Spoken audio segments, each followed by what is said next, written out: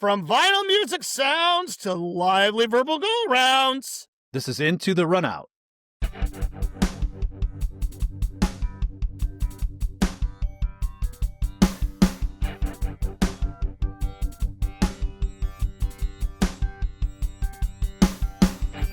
Welcome, listeners, viewers from all around the internet.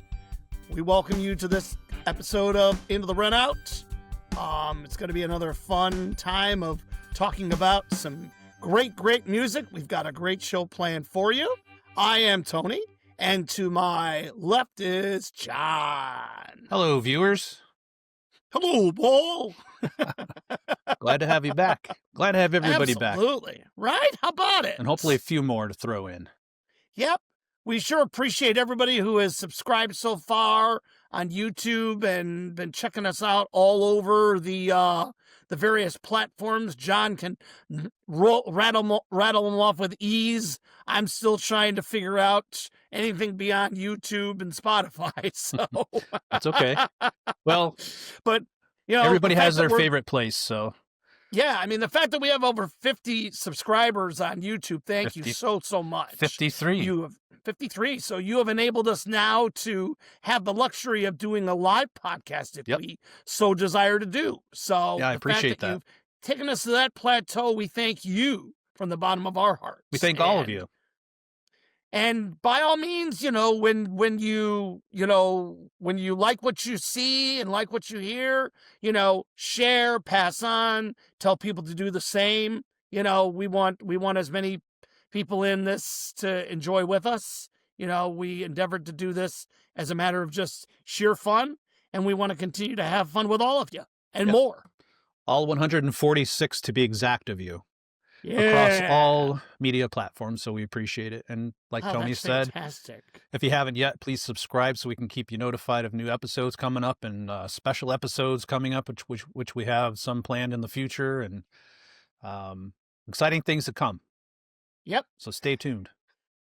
And I want to make a note before we move forward, in case you haven't noticed, and I know all of you out there viewing us are astute observers of all kinds of details in this podcast. You'll notice that for the first time since week one, I've endeavored to wear my glasses all the way up.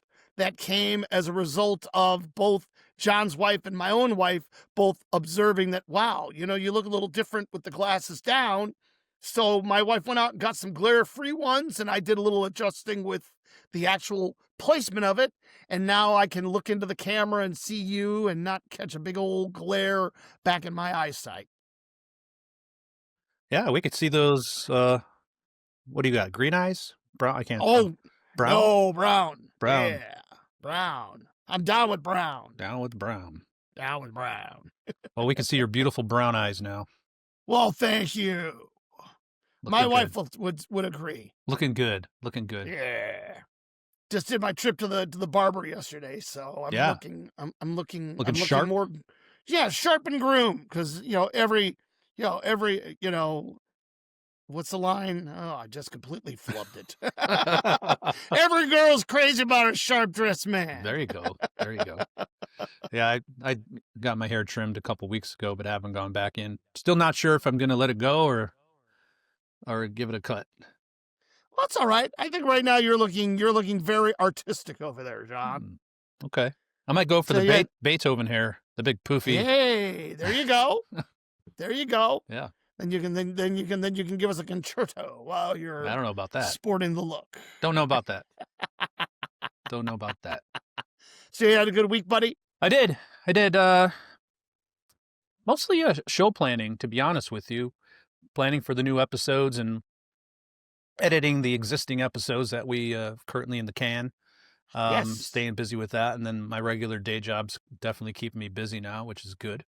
So that pays the bills and keeps me busy, keeps me out of trouble. But other than that, this week, not too much other than nose to the grindstone. How about you? Right. Besides the haircut, anything else? Yeah, New glasses? The same. Yeah. Nice. Yeah, I did a lot of errands yesterday and took a much needed night off from work. I'd been in the evenings, so I took a Saturday off and took a little time just to kind of prepare for today too. So hopefully I'll sound halfway intelligent. Now you'll sound all the way intelligent, I'm pretty sure. Yeah, All or nothing from Tony. that's it. Anybody who knows me knows that is one of the most truthful statements you'll ever know. That's right. So this week we're talking about a guy out of Detroit, Michigan. And there's quite a few musical geniuses out of Detroit, Michigan, but this one specifically is Mr. Bob Seger. Yes, Mr. Bob Seger, indeed. Yeah. He's graced his presence in our lives for countless decades. Yes. And kept us motivated with his driving music. Absolutely.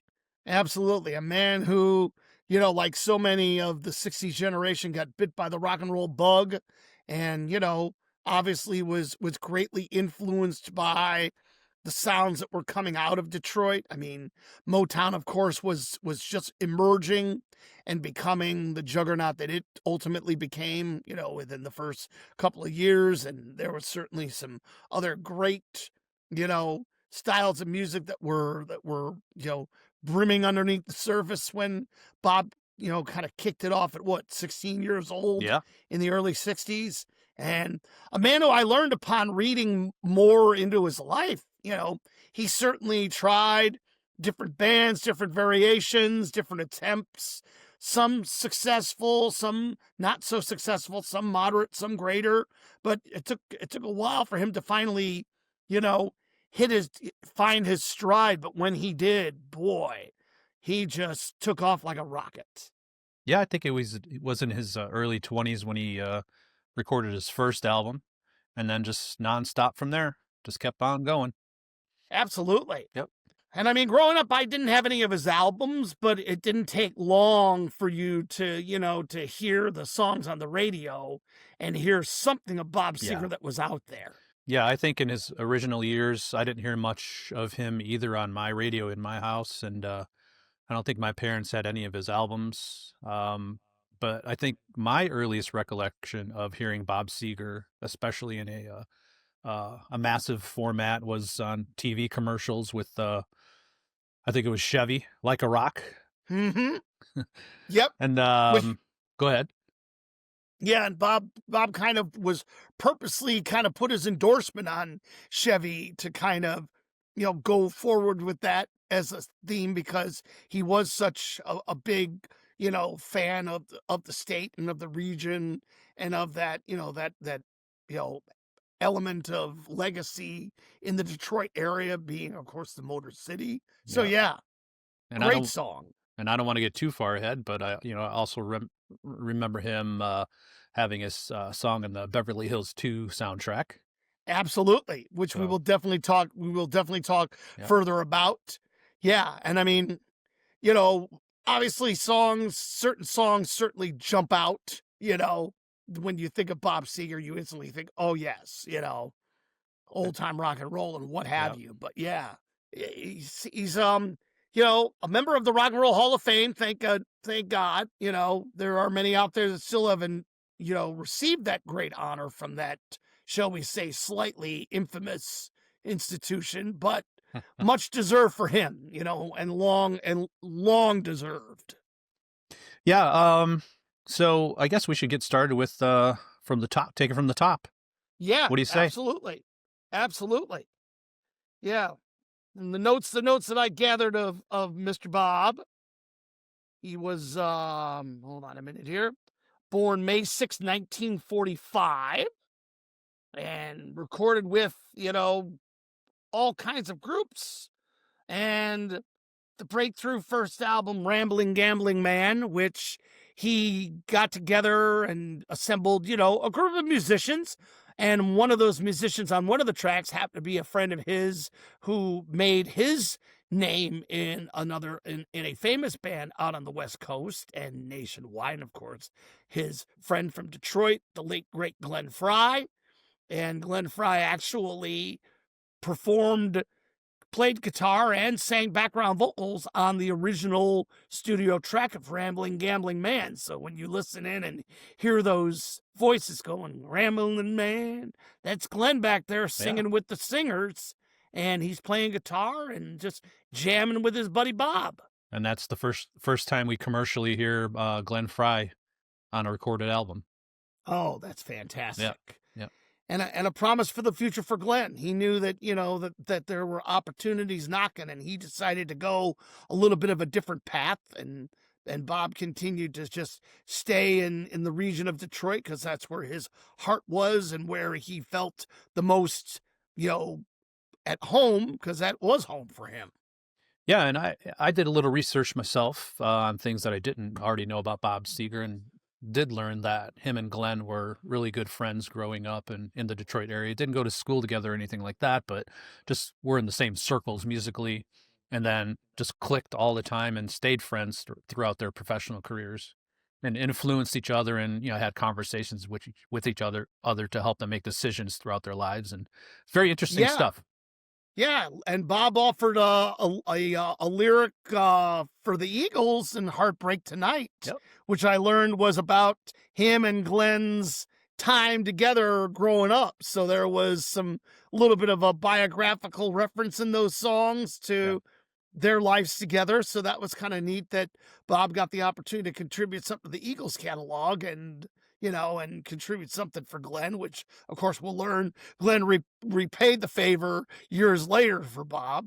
Amazing to know the origins of artists and where they come from and how they intersect. And I know that when we did lose Glenn, Bob went into the studio and he recorded a very touching, very, very touching song that kind of told his sentiments and his feelings about Glenn and what he was and who he was, and the special person that he will always be to Bob and to all of us. And that was one of those heartfelt moments where you really felt Bob put his heart out in song in a way that he hadn't in a while, because it's pretty powerful. So are we starting with the first album?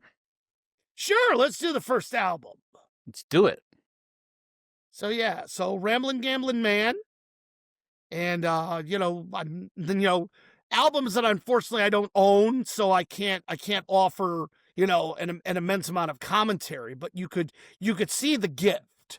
And I mean, that in the end is, I think that's really what drove Bob, in those early years with the various bands that he formed and the various attempts he was making at becoming a serious artist, that you could tell this is a man that possessed a great bit of soul, and and a whole lot of soul, and a whole lot of passion, and he had a rock sensibility.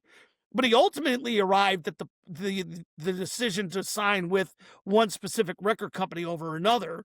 He was actually offered Motown, and he just decided that Motown wasn't the direction that he wanted to go, because he knew his sound wasn't going to quite fit in that pocket of Motown.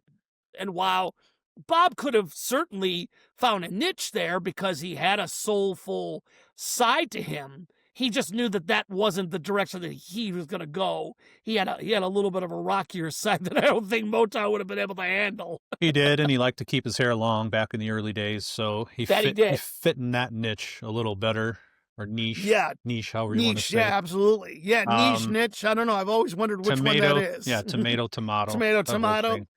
Let's call the whole thing off. Yeah, let's just. All right. But yeah, I think he would have probably fit in Motown's circle pretty well, but would have, not been what he wanted to do, and probably would have had to form a whole nother band around him to get that sound like you were talking about. So. Oh yeah, absolutely. And one of the albums he laid down the album version of Turn the Page, which of course, when we get to the Live Bullet album, we'll expound on that one a little bit more. But yeah, there was, there were signs and evidences of an artist that was waiting to bust out. So yeah, so after Ramblin' Gamblin' Man didn't really have any follow-up success, Bob Seger system kind of disbanded. Bob went away and tried to do some solo stuff, didn't quite pan out.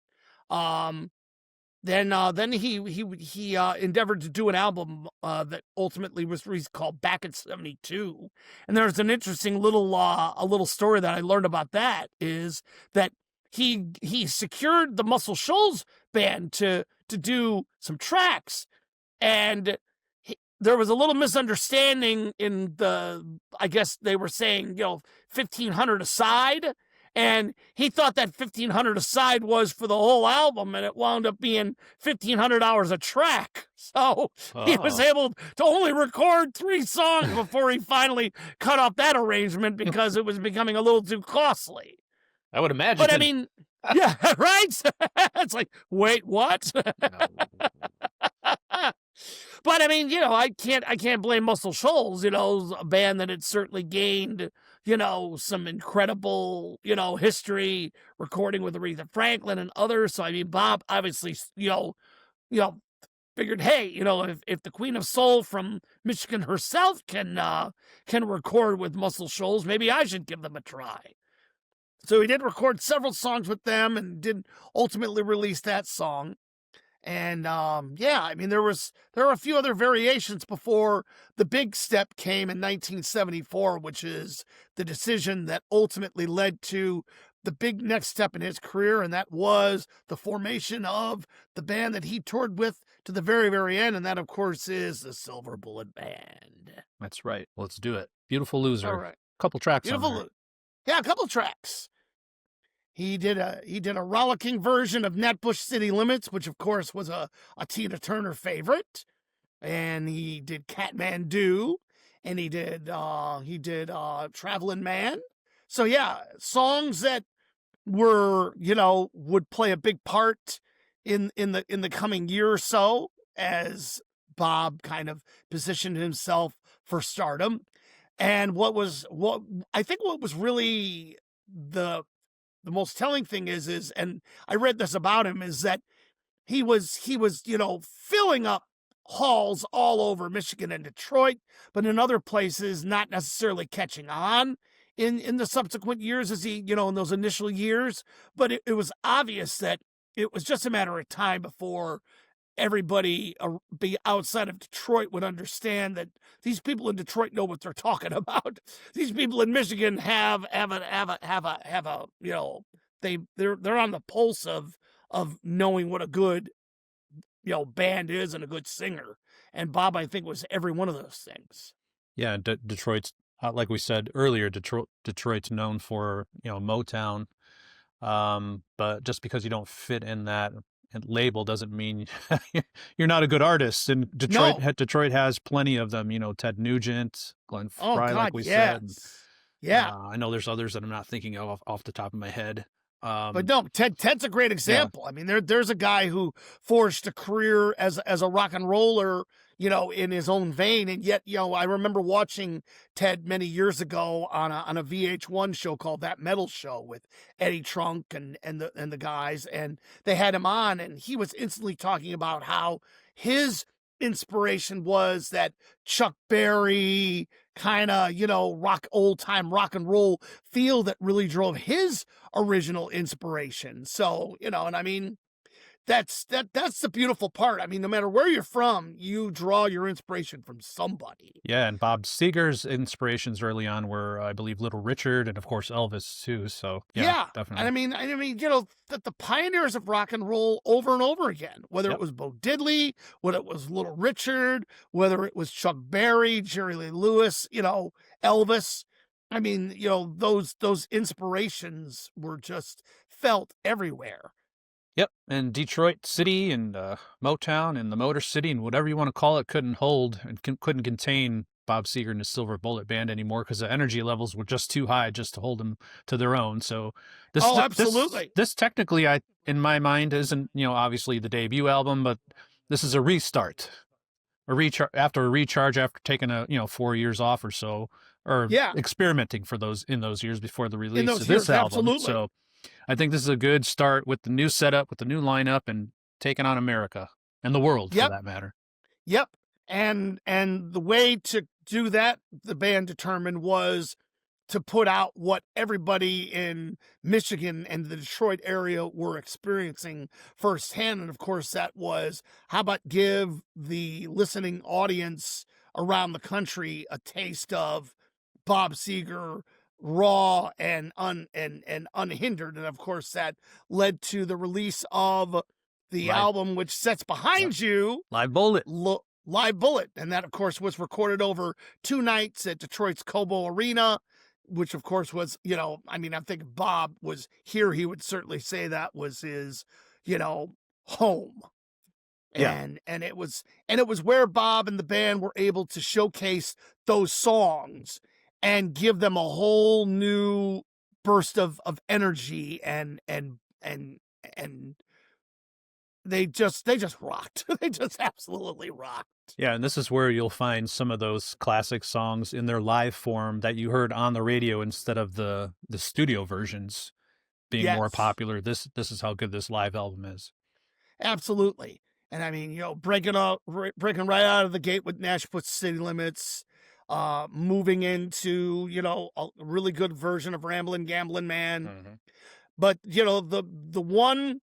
the two songs that I think kind of just gave the album that extra just glow was obviously the Traveling Man, Beautiful Loser.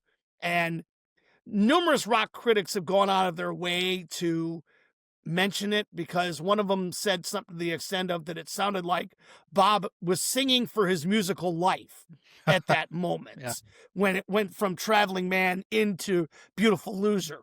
But you could feel a man who, a man who had gone down some roads, had experimented, had tried, had seen some success, some failure.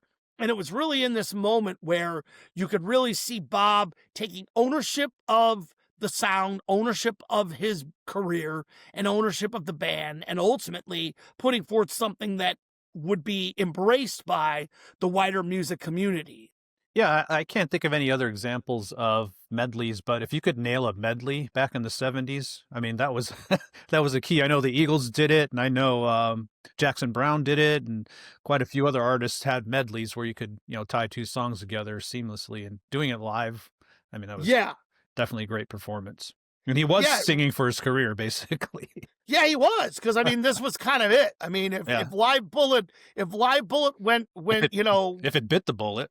If it bit the bullet, then that might have been it. But but the fact that they were able to put out a performance, which of course if you're gonna do a performance, do it in front of a rocking crowd that is absolutely 100% behind you. That certainly doesn't hurt.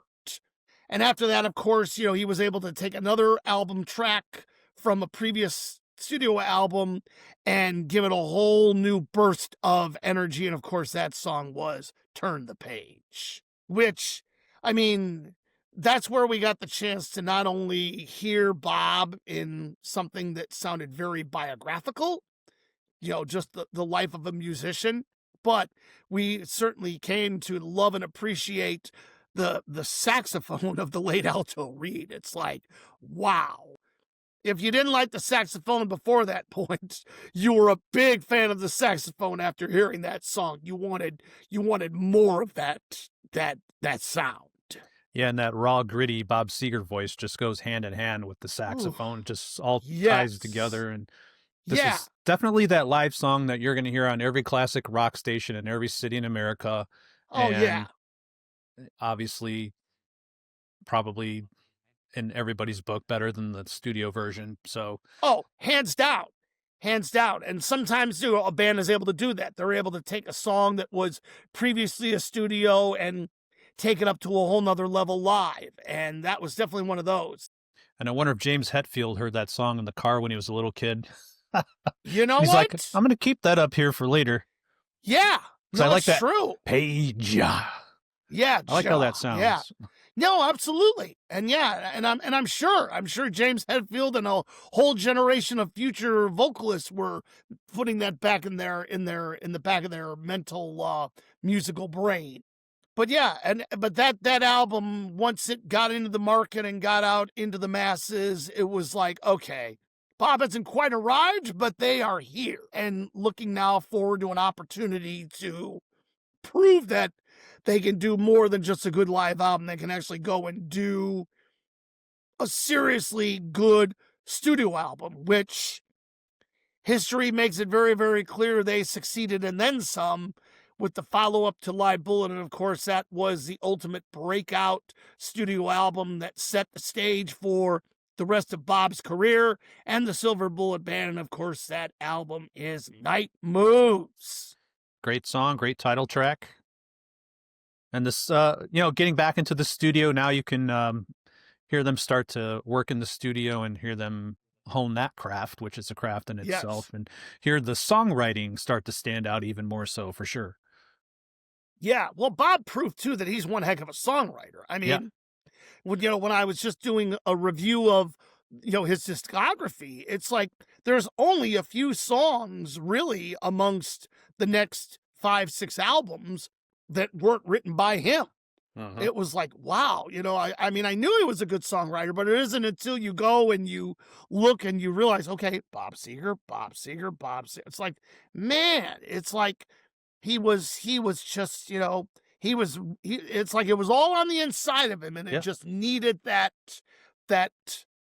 environment for it to come forth. And like any great songwriter, he's writing about experiences and real people, turning those into, great songs, which Glenn Frey would later accredit him for giving him that idea to write about real people and real things, which basically that's how the Eagles built their career.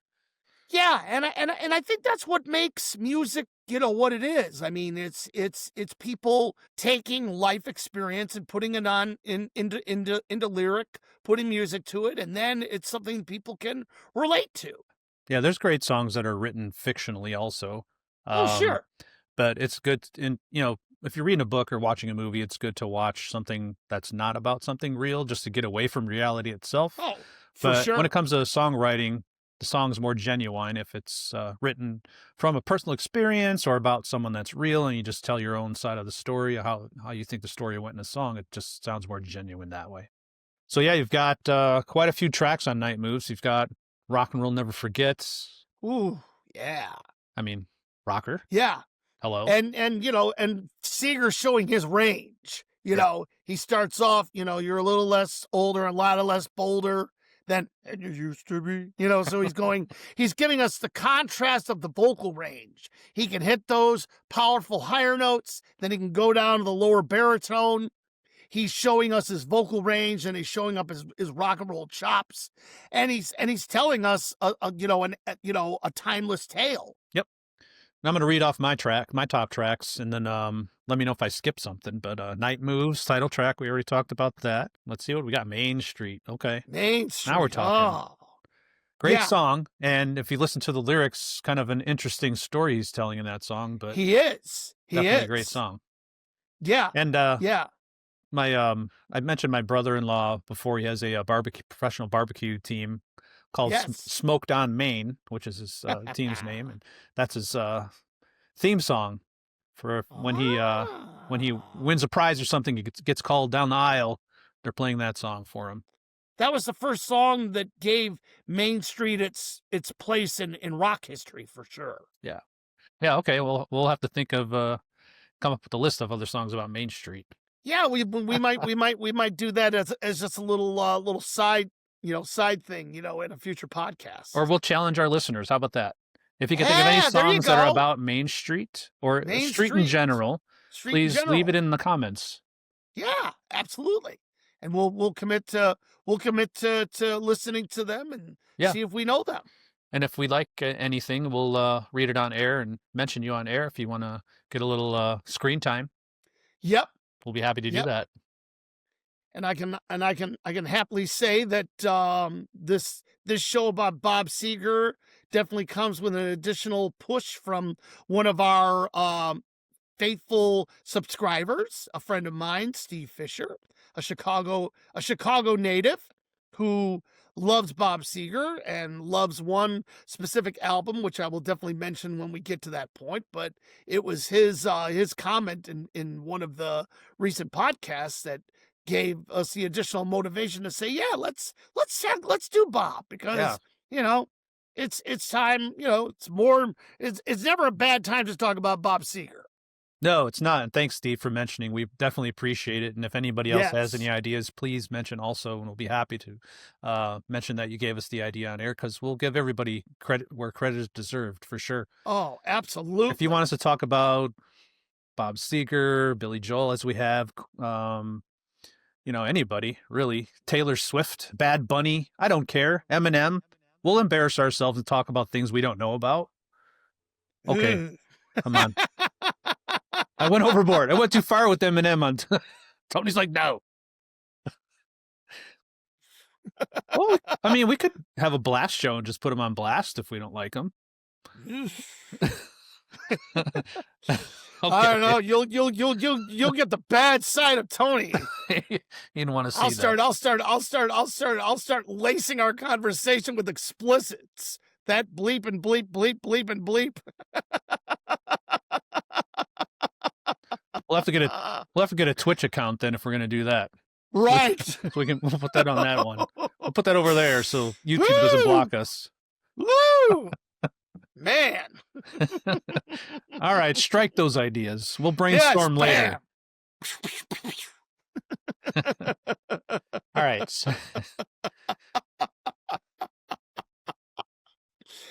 I tried. You did. I tried. You did. But seriously, if you've got any ideas that you want us, bands or albums or genres that you want us to talk about, let us know, and we'll consider it. So we're gonna leave 1976 and go to 1978. We're going on. So Bob and the Silver Bullet Band were obviously very, very busy on the road. Yeah, he still hasn't gone to the barber, as I can see by the album cover. Yes, and that album is behind you, and it's here, and that is Stranger in Town. Nice. And of course, a look at the Silver Bullet Band. There they are. There they are. Nice. Yes. There's a lot of them. A lot of them, yes. Yeah. Bob wasn't kidding around. He wanted to get a good group of musicians, and by God, he got a good group of musicians. Definitely. Get that big sound. Yep. To go with the big voice. And the album picks up right where it left off with Night Moves, and obviously the song that gained, of course, the most airplay, exposure, and and found a whole new life in a particular 80s movie with Tom Cruise. But of course, that song, was Old Time Rock and Roll. That was one of my mother-in-law's favorite songs. Really? Oh, yeah, you had to turn that up every time. Oh, yeah. Yep. I mean, great piano introduction, and it goes right into the song and the lyric, and yeah, I mean, it's a fun song. It's a fun song and a great song, and and it tells a great message too. And I mean, and now, in this generation, okay, what's old time rock and roll? For us, we may consider old time rock and roll to be the 70s, but Bob was kind of talking about old time rock and roll dating back to the 50s. Yep. Now, do you catch yourself walking around the house with underwear and your white socks on, sliding on the kitchen floor? No? No, I try to avoid sliding these days. Any form of sliding would possibly put me in the position of possible, medical attention, either by way of it resulting in the splits or a fall, and neither one of those is a sight that my wife would want to see, nor I. So, no, I'll leave that to Tom Cruise anytime. He's too busy jumping out of airplanes now. Right? I don't think he does that anymore. All right. Feels Like a Number. Feels Like a Number, yes. What a number. That's a good song. Woo! And yet I love the sentiment. I absolutely love the sentiment because, I think every one of us at one point in time, we kind of carry the same feeling about life and the hand that it deals us and what we're facing sometimes in our life. And it's like, and yet Bob takes it to a whole nother level and gives us this rocking, song with the horns blaring and the piano going and the guitar wailing. I mean, and Bob just, showcasing once again his powerful projecting soulful voice, and great lyric too. What a great lyric. We've got Tonight. Ooh, yes. Great song. You know, Bob showing that he can go slow and he can flow slow, you know, and Yep. give us something really, really touching and heartfelt. Obviously good because it inspired Kenny Rogers and Sheena Easton to do a treatment of it in the 80s and in their own way put together a nice little song. But Bob undoubtedly, you know, giving us music to our ears with that song. Yeah, and it's funny you mentioned Kenny Rogers too. Now that I think of it, Kenny Rogers, when he started out early in his career, kind of gives me that, or gave me that same Bob Seger look and feel to the way he approached music before he went full blown on country. Oh yeah, I mean he was a rock and roller too. Yep. You know, I mean you go back and listen to old Kenny Rogers, you know, just stopped in to see what my condition was in was a nice little rock and roller. And yeah, so I mean, so he was trying to find his own way too, but there's undoubtedly, you know, it's like you ultimately find the platform and genre that you're most comfortable in. But yeah, I mean, Kenny had that same kind of look. Yep. And then once you get comfortable in that genre you find yourself in, then you can go back and explore the other ones that you wanted to toy with before, now that you're an established artist, because that's, you know, the same thing Kenny Rogers, he did that with numerous artists and befriended a lot of artists and covered songs and provided songs and was able to expand his catalog by doing other side projects along the way. Well, yeah, because I mean, country, yes, but then he finds Lionel Richie as his producer, Right. and winds up taking a Lionel Richie song, "Lady," and going to the top of the charts with it. That's what a good producer will do too. You know, a good producer will stretch you and allow you to go down roads that you normally wouldn't go down. Yep. And with which, you know, now I have to take a peek here and actually see who actually, if Bob actually, who actually produced the album. Produced by Bob Seger and the Muscle Shoals Rhythm Section. There you go. So Bob right there is proving that not only can he write and perform, he's his own producer. So he's got that. He's got the Muscle Shoals section working with him too. So Bob's got this kind of, he's found his niche is what he's found. You know, he's got the Muscle Shoals folks with him. He's doing it too. So you can tell he's plotted a course, he's finding a direction, and of course a song that we don't want to miss mentioning, which I did mention in the liner notes, of course, was the song that I think might even rival old time rock and roll as maybe the best track on the album. Then of course is the song Hollywood Nights. Once again, you know, you listen to that piano and that song. You know, there's that point of the song where it says, "There watch the waves tumble over the sand." You can almost feel like the piano is tumbling with the sand as he's playing that little part of the song. And once again, a great little element being inserted into the performance, which kind of carries us along literally on the waves of Bob telling this incredible story of these two people that have come together in this whirlwind of romance. Yeah, and the drums in that song kind of are very moving. They kind of remind me, obviously different beat, but kind of like Johnny Cash had like the train sound. This is kind of the same, but faster and more directly focused. Just I can't do air drums because you won't hear them, but if you can hear the song in your head, definitely a driving song with the drums leading the way. Yeah.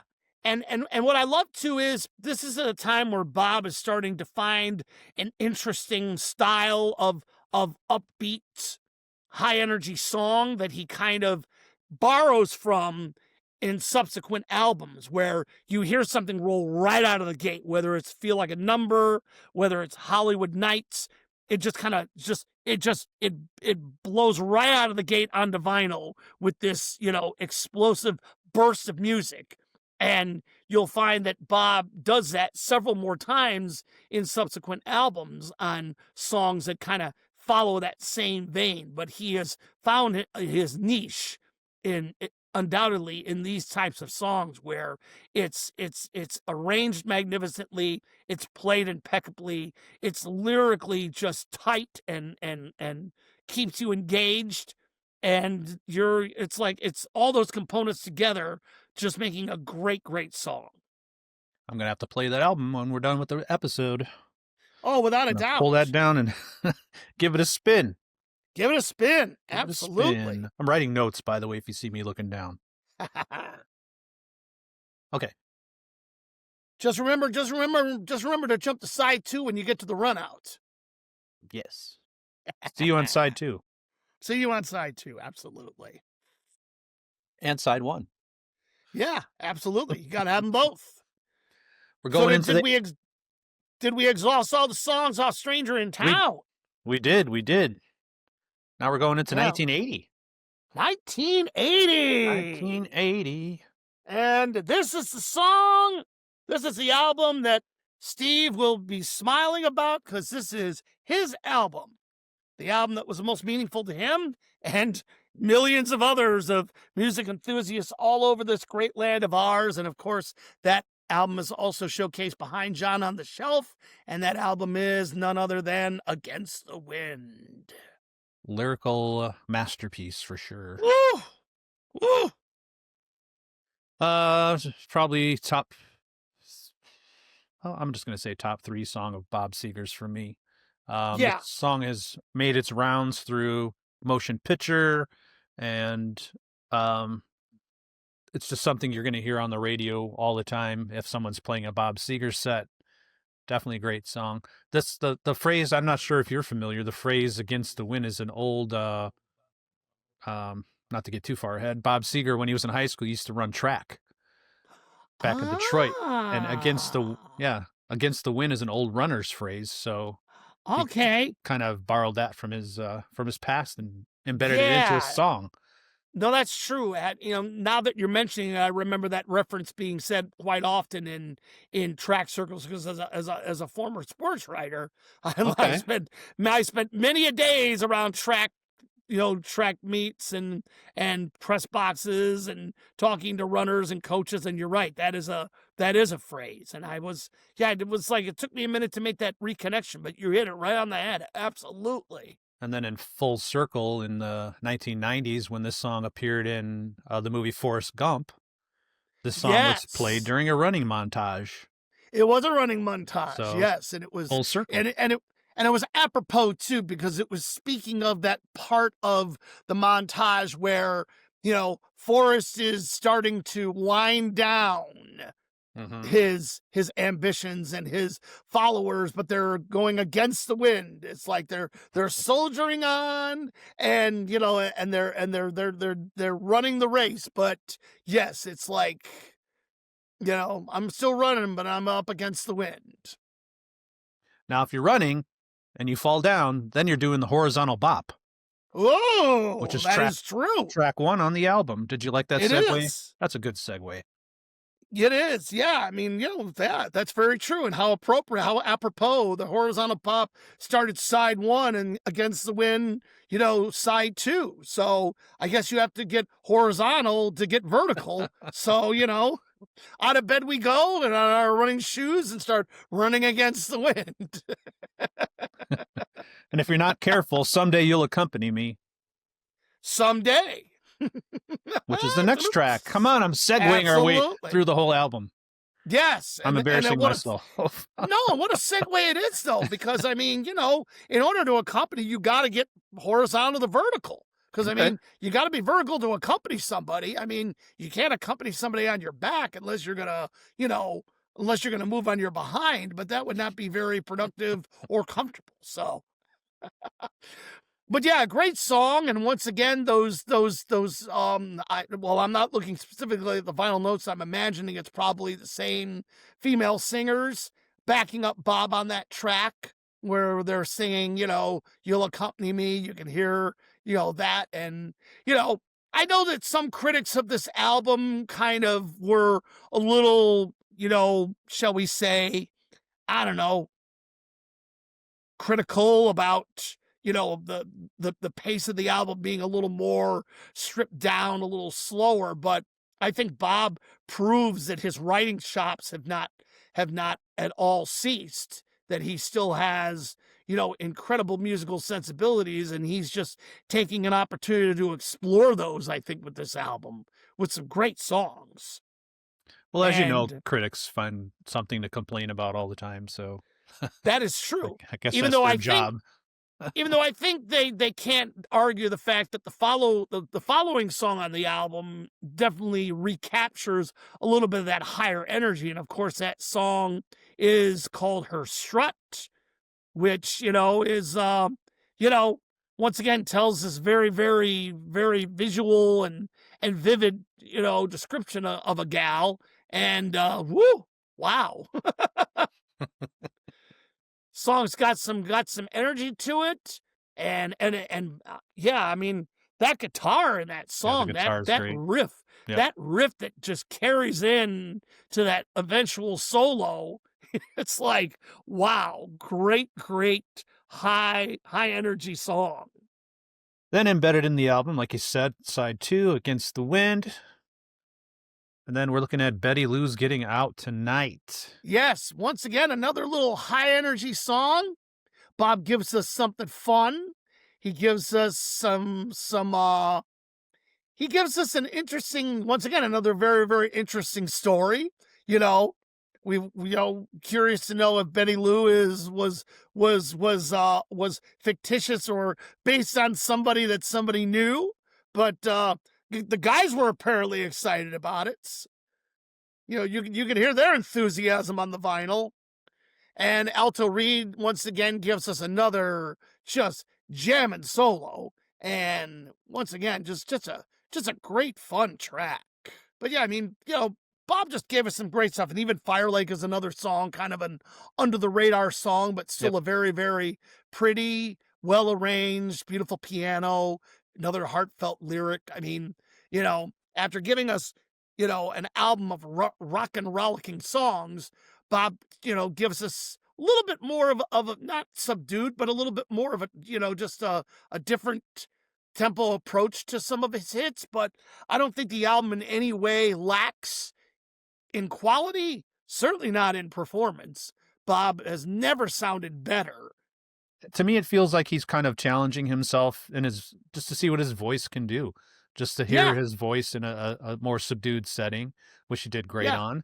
And that's how his career would pan out as the years go on. But he's also a smart musician, I think, because the lasting power of screaming into a microphone just isn't there. You're eventually going to blow your vocal cords, and you're not going to be able to perform, forever like some artists do, singing the way he was singing. So this is a way to challenge his voice and just to see how it sounded in a different realm. So I think that Anything wraps up. else? No, I think that wraps up Against the Wind. Yeah. And then Bob's got a fresh batch of songs that he wants to try out live. So Yeah. looks like he's got 9 tonight. 9 tonight. Next live So it was, album. yep, back to the Cobo Hall, and I think they might have did some offerings from one or two other locations on that album, but it was Bob at the peak now of his musical triumph, having now put out three sensational solo albums in succession with the Silver Bullet Band, and now he's jamming live. And yet, what I love about this album is he gives us an old Memphis song, and he introduces it as such, and he gives us this wonderful little song called "Trying to Live My Life Without You," and and it winds up becoming a chart hit for him. So we're going into 1982. The Distance. The Distance. Not too familiar with this album personally. No, as we were talking about songs like Feel Like a Number and Hollywood Nights and that style of song, this is the album where Bob revisits that genre and does a continuation and draws on the inspiration of it. And that song is honestly my favorite song on the album. And it is a song called Even Now. It's my favorite song on the album. And sometimes when I'm going along the road and I want to hear a Seger song, it's the one that I go to because it's the one that, I don't think it's the play that other Seger songs gets, but it's one that if you haven't taken the time to listen to it, you'll absolutely love it. There's another song that became a popular hit that was a song that Bob actually didn't write, and it was a beautiful little song called Shame on the Moon. Which turned out to be, Shame. Shame. Everybody knows your name. But yeah, Blame It on Midnight, Shame on the Moon. So yeah, that was a really kind of slow, but you had this really beautiful kind of harmony going there in the song, and kind of slow, kind of in the style of kind of Fire Lake, just kind of slow, but really heartfelt. And beyond that, there was a song that got some play on MTV, and it was a song that he actually recorded with Bonnie Raitt in the background. And it was a rollicking, rolling song paying homage to his great city of Detroit. And it was a song called Making Thunderbirds. Nice. And talking about the assembly line and the rolling out of a great, glorious automobile that, populated the roadways. And I'm sure without knowing, but guessing that Bob probably owned a Thunderbird once upon a time. So he probably has some personal affection to the car. But, he was talking about a time and an era where they were doing that very thing. No, most musicians who are proud of their city always refer to their upbringing and their experiences in the city and never forget, whether it be Detroit, Chicago, Boston, Jersey, New York, doesn't matter. Absolutely. So now we're ready to roll on to the next offering for Bob Seger. Before we do that, he did offer a song that was, I believe the movie was maybe Teachers. I'm trying to think off the top of my head, but he released a song called Understanding. And that was a minor chart success. That fell, I think, if I recall my research, I think it was about 84. So Bob gave us a little bit of a song in between the albums. Okay. So he was probably taking a little time off, which was much needed time off. I mean, a man who had given, the world some great music for a bunch of years. But then him and the Silver Bullet Band got back together again, and they set forth to do the next album. That was 1986, Like a Rock. Now Bob's putting down the Thunderbirds and picking up Chevy trucks. Yes, he is. I remember in 86, I would imagine, or somewhere around there, watching college sports on CBS or whatnot and seeing these commercials pop up. Yeah, it was, and Bob was very proud to lend that song to Chevy to use. And I think it's there's no doubt that the song itself, there's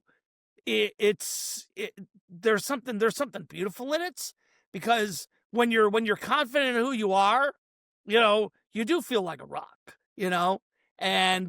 and once again, I mean, what I love is Bob's voice just continues to just never lose a beat. I mean, he can sing it in his steady baritone voice, but when he has to go up to that next level and articulate the song to the next level, boy, he does it. And when he really ultimately belts out, like a rock, ooh, and then right into that awesome guitar solo that kind of, takes us to the end of the song, where it just kind of winds down and fades into the sunset with the Chevy truck going with him. It's a great song, great title track, and an absolutely fabulous offering.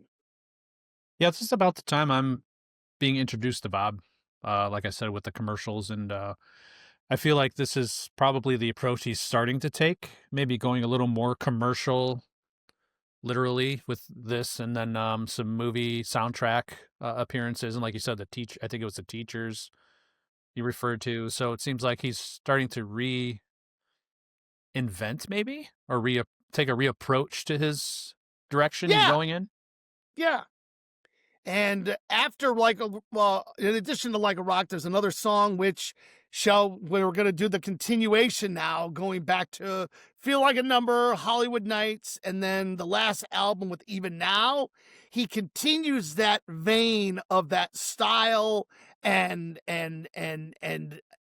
of song that is very high energy, thundering right out of the gates with absolute ferocious energy.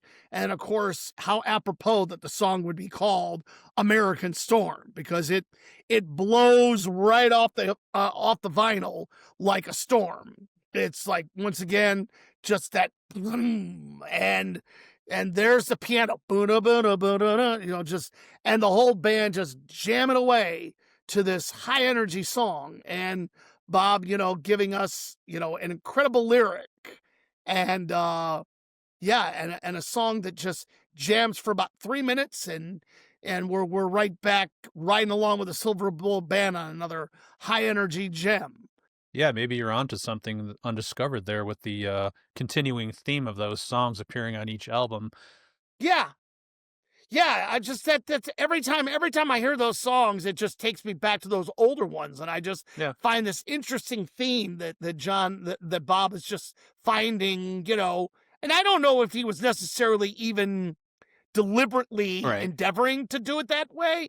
Maybe just because he has found that pocket, and he just finds that just songs just kind of start that way. But my musical brain is picking up a theme and a trend. Yeah, that is not a bad one. No, you know how things work. So maybe that is something subconsciously he was doing, or intentionally, or maybe he had sat down 1 week back in the 70s and wrote all these songs, and he's just pulling them out of a shoebox. Who knows? Yeah, I don't know. Yeah. I don't know. It's possible. Yeah. But a great song. And another track on the album, which interestingly enough is, as far as I know, one of the few times that he actually took a hit and re-released it. And that was pulled off a live performance.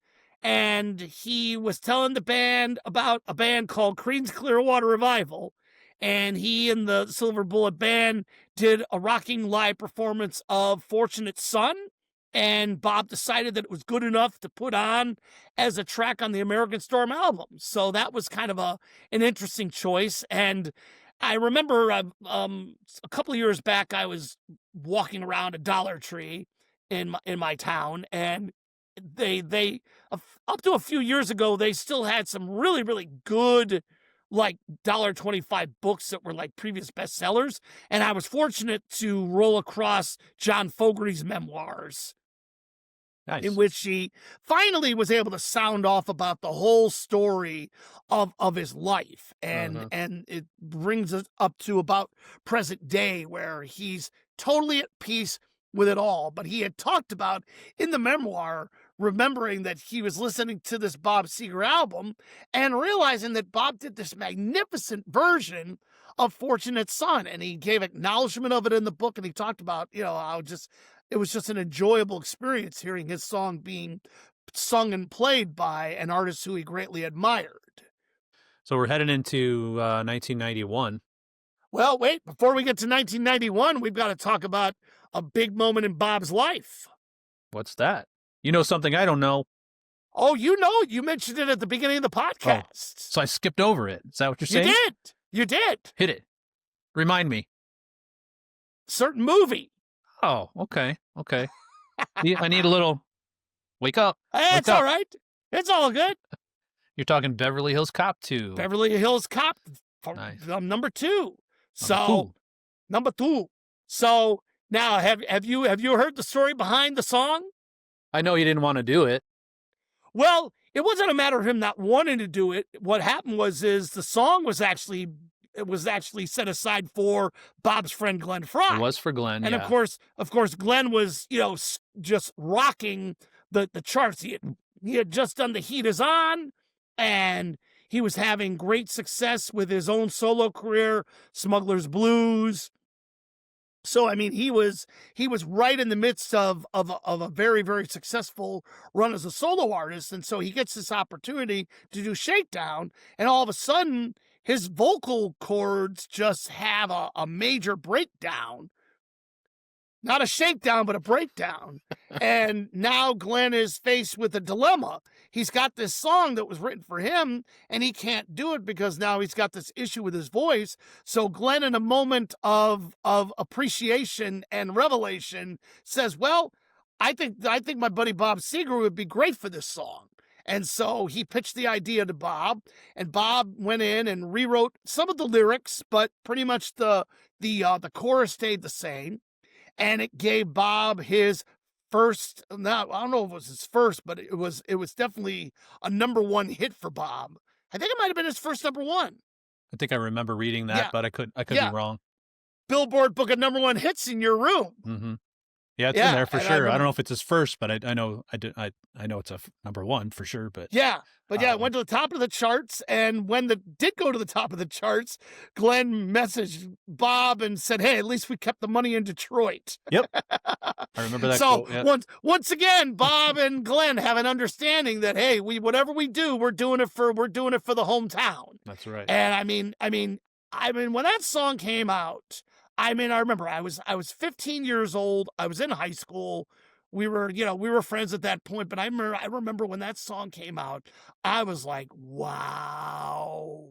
It was just Bob once again showcasing his incredible vocal range. I mean, singing that low kind of almost whispery kind of, part in the beginning, and then boom, and his voice just up to another level, and singing with the same energy and the same vibrancy, and of course, giving us those quick little interjections of oh, just that trademark Bob Seger voice, and just ringing out through that whole song with the horns and the driving beat and the drums and the guitar. He could have easily had done that song with the Silver Bullet Band, but great song. And yeah, I was going to ask if he got to use Silver Bullet Band on that, but I could tell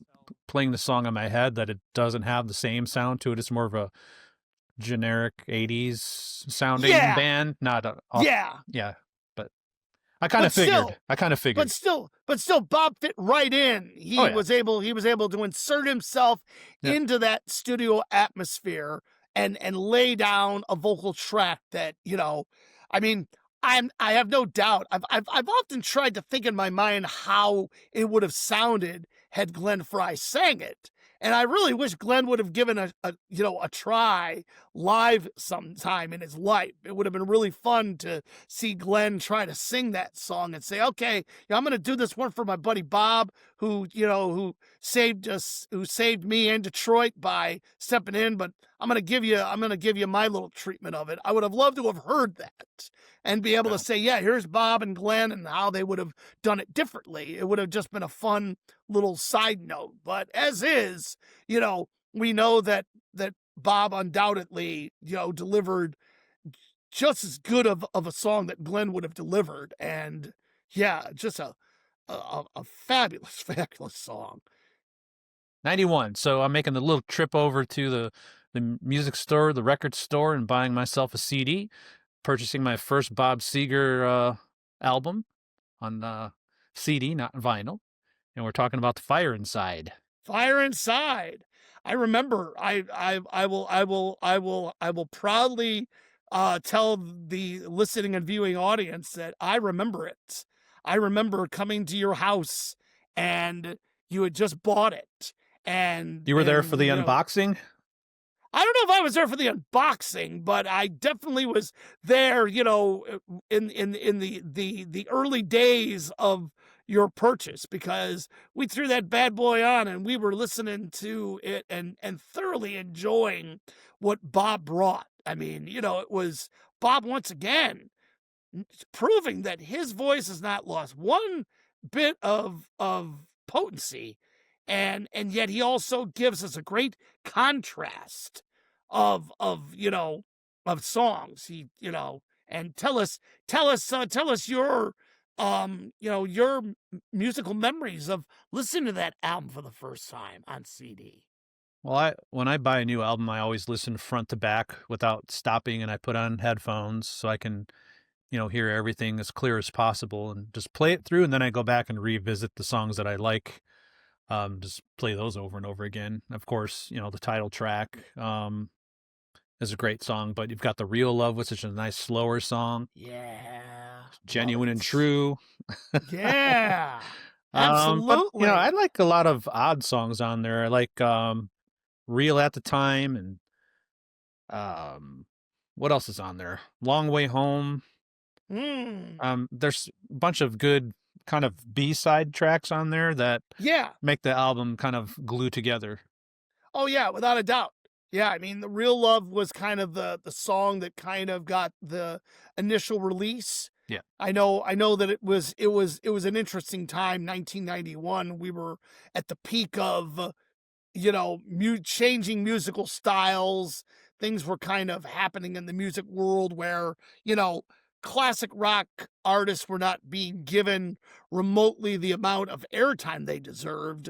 The airways were being littered by other artists that, were eye rollers for me, but Well, that's okay, because you were used to something that you liked. The early 90s was definitely a time of change for music. It like was. you said, the hair bands were going away. Classic rock was definitely on the outs. Yeah. Grunge was taking. Yeah, go ahead. Grunge was taking shape. Grunge was taking shape. Rap was starting to come to the forefront. What else? Country was starting to come around. The new country, newer country. Yeah, the new country, and it would really start bursting into prominence in the early '90s, because you had guys like Brooks and Dunn and other artists that were really showcasing some stuff. I mean, Garth Brooks, Shania Twain, Trisha Yearwood. That generation was emerging. But I don't think it diminished Bob's offering, because the Real Love was a beautiful song, and again, much like the previous high energy songs like your Feel Like a Number, Hollywood Nights, even now in American Storm, that Fire Inside is kind of that same kind of high energy, piano driven, drum moving, great little kind of song. Maybe not quite the same, energy, intense vein, but still another one of those Silver Bullet Band, signature songs where Bob got the chance to really showcase, once again, his vocal talents that just they're not declining at all. But now you're getting into kind of the end phase. Yeah, for where it stands now. Yeah, and admittedly, after the Fire Inside, I really haven't, because music was shifting and changing, and the accessibility to songs were becoming far less. There's not really much of anything Bob Seger going forward that I could really point to and say. I know he did record for a bit longer, then he took some significant time off in the latter part of the 90s and into the mid 2000s to spend time with family, which, I think that was a great plan for Bob, because, I mean, here's a guy who had, worked 35 long years, making a career for himself, and a much deserved break from the industry and from the demands of making albums. And do we know what Bob's up to nowadays? Well, I know he officially retired some years back, but I still think he's still doing some performances from time to time, because I read somewhere in the last couple of years that he still feels good about performing. He said, as long as I can still sing, I still feel like I can still do it, but I think he's more or less retired from touring. We're so grateful to have had, him as a part of the landscape of rock and roll music. And when he got inducted into the Hall of Fame, it was a great moment, for him. And I love the fact that in his induction speech, he had this really cool guitar that had Miller on it for Miller beer. And he gave this Miller guitar to Steve Miller, who was in the audience. So Steve came up on stage and presented the guitar to him and said, "Hey, I got something for Steve Miller." And he brought along this Miller guitar to the Hall of Fame induction and gave it to Steve. So, the kind of guy that Bob is, he just, he couldn't let the occasion go without acknowledging and doing something special for a friend. And I think that's just speaks volumes of the kind of guy that Bob is. He knows that he didn't get into the Hall of Fame by himself, that he had a whole lot of people along the way to help make that real for him. And he certainly had an adoring fan base from the city of Detroit and on that, that continued to support everything that he, put on vinyl. And, I'm grateful that the population at large eventually got it, because we're better for it. I mean, Bob's music is timeless, absolutely timeless. So please remember to like and subscribe to all of our social media sites. Can you do that for us? We've already mentioned at the top of the show, YouTube, but we've got Instagram, Facebook, X, TikTok, Spotify, Apple Podcasts, Amazon Music, iHeartRadio, you name it. Anywhere in between. We're everywhere. Like I said, everywhere. If you do stop by YouTube to look at our beautiful faces, please be sure to subscribe and give a few thumbs up if you want as well. But make sure you join us every Thursday for a new episode of Into the Runout, where the music fades. The discussion begins. See you on side 2.